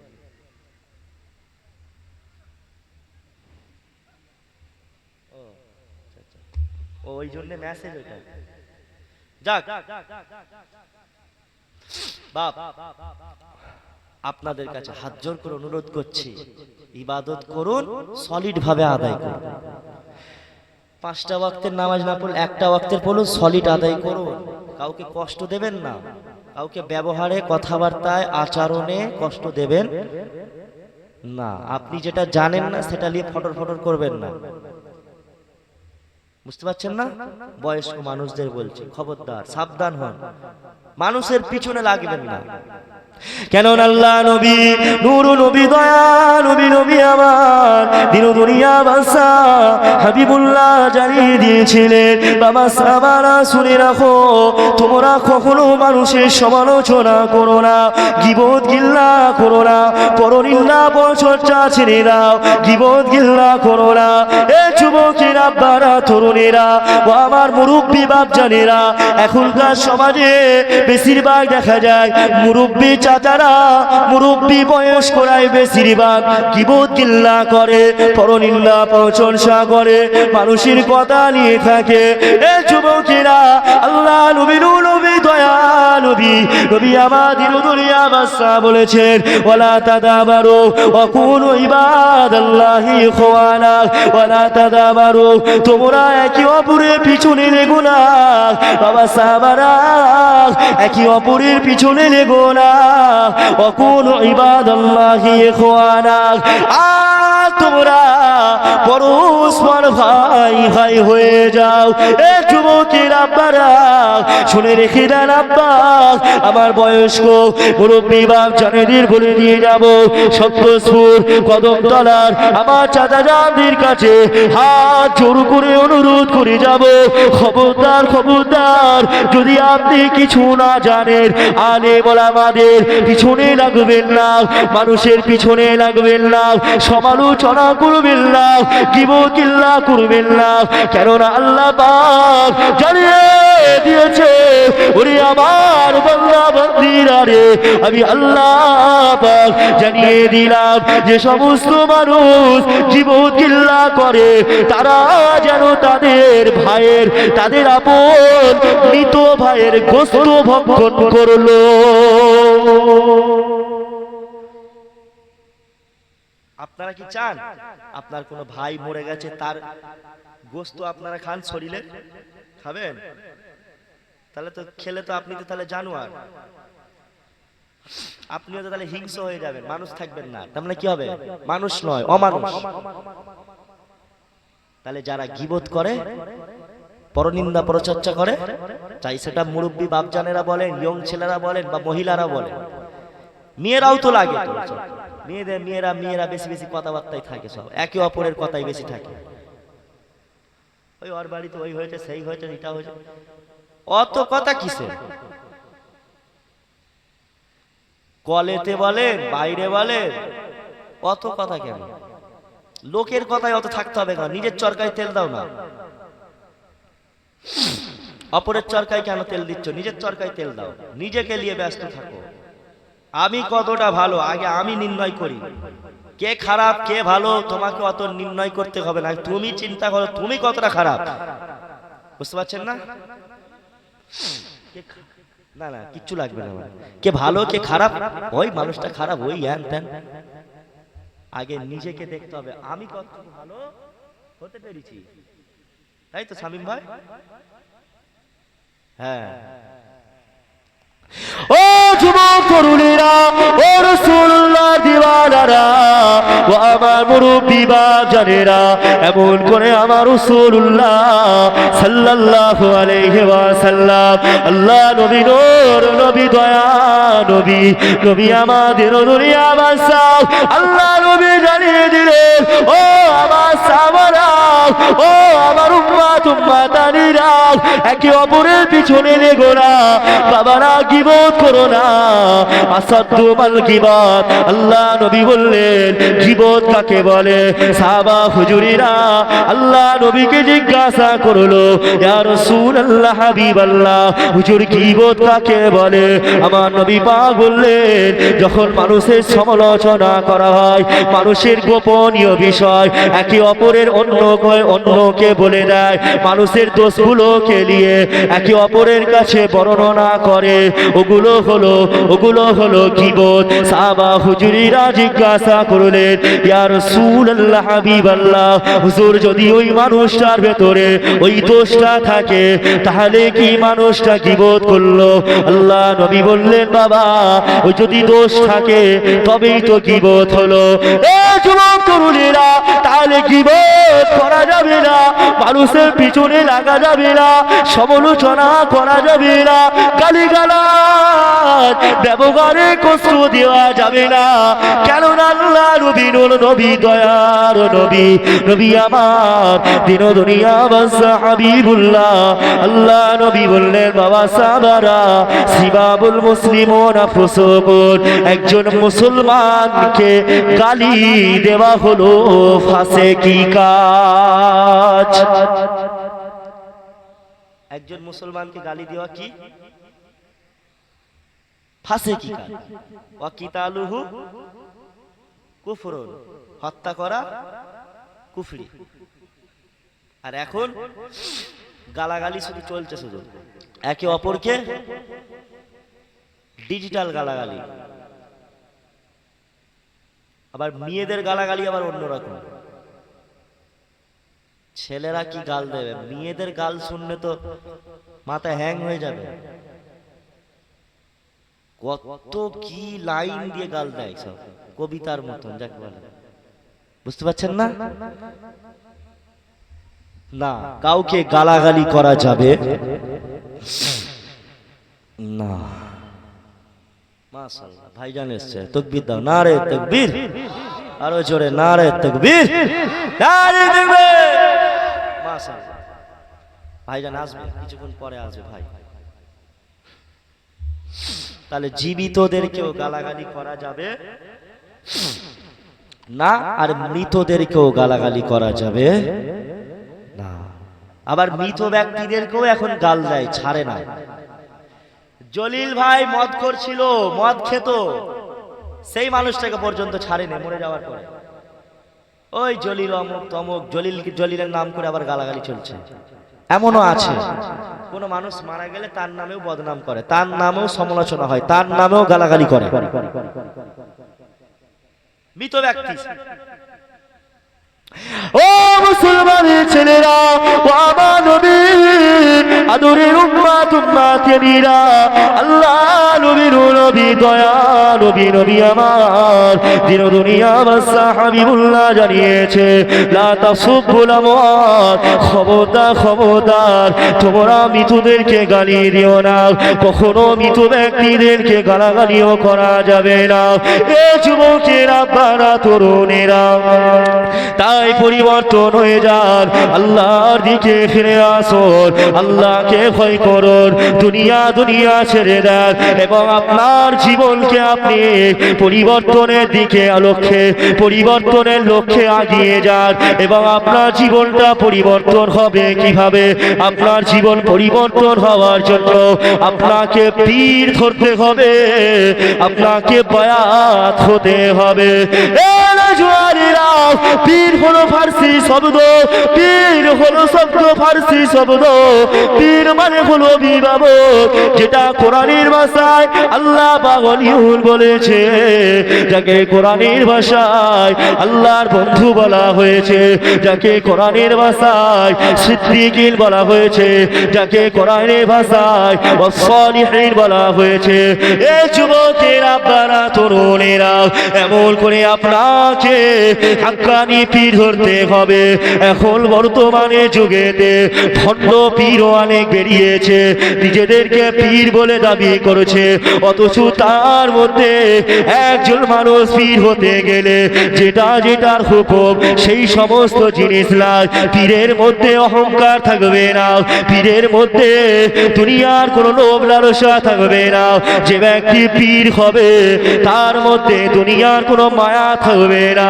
কিন্তু এখনকার সমাজে দেখা যায়